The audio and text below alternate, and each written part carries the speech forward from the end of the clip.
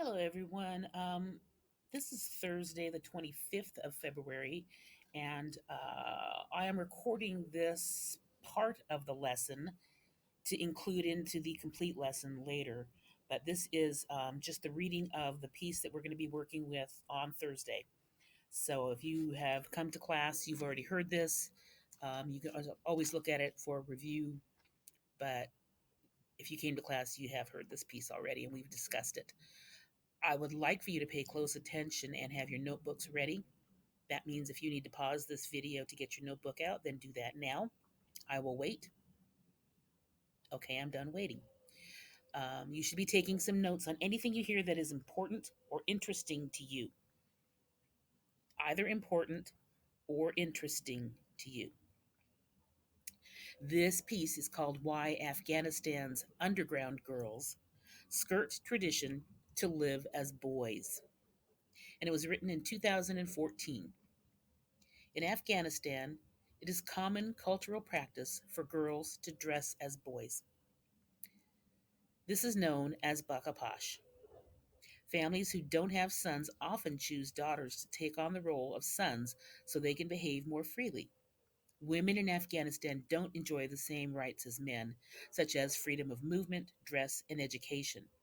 Unfortunately, women are expected to revert back to presenting themselves as girls once they reach puberty, forced to accept the oppressive treatment they were able to avoid as children. As you read, take notes on how and why many Afghan girls become bakapash. So basically, what they've said here is if you do not have a son, you choose one of your daughters to live as a son.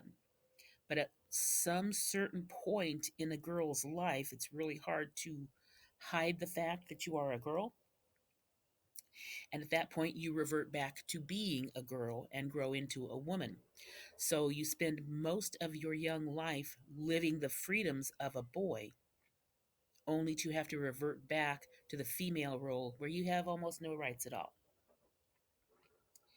In many families of Afghanistan, the birth of a girl is mourned.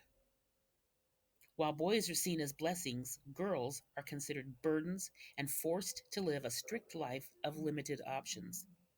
They can't leave the house alone, they're not educated, and they're dressed in clothes that conceal them and literally restrict their view of the world. But some young girls find a way to fight that for at least a few years. In 2010, Jenny Nordberg wrote the first stories about the Bakapash, girls who dress up like boys to live as a boy as long as they can. Those stories appeared to much interest and acclaim in the New York Times. She has now expanded her reporting into a new book called The Underground Girls of Kabul In Search of a Hidden Resistance in Afghanistan. Nordberg tells NPR's Scott Simon about how common the Bakapash are in Afghanistan and what's expected of them once they hit puberty.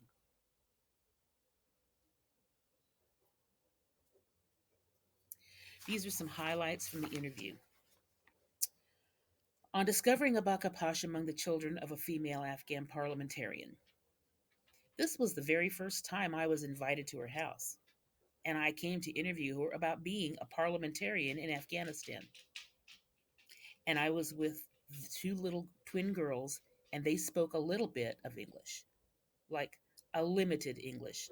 And we had a conversation that was mostly about what color do you like? What do you want to be when you grow up? And all of a sudden, one of them said, You know, our brother is really a girl. And I looked at her and I was like, Yeah, yeah. And then the other said, somewhat annoyed that I didn't take her seriously, she said, No, no, it's our sister. And at that point, I hadn't met the youngest in the family.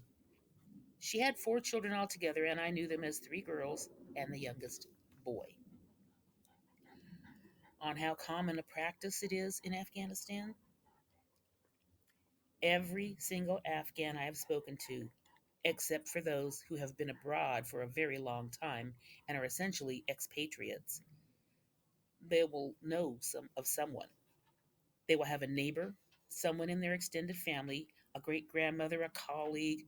There will usually be one in school. In more conservative areas, there might be more. But every Afghan will know about this, and every Afghan has a story to tell on how easy it is to disguise a girl as a boy. Oh, it's simple. You know, it's a child. So who can really tell the difference? When I first met Mehran, who's Azita's daughter, she walked into the room. She's a 6 year old child, and whereas her sisters are very girly and giggly and, have all those typical sort of feminine traits, this is a boy. She walks in with a short haircut, a denim shirt, hips forward, much of an attitude points points a gun at me. It's a whole different character.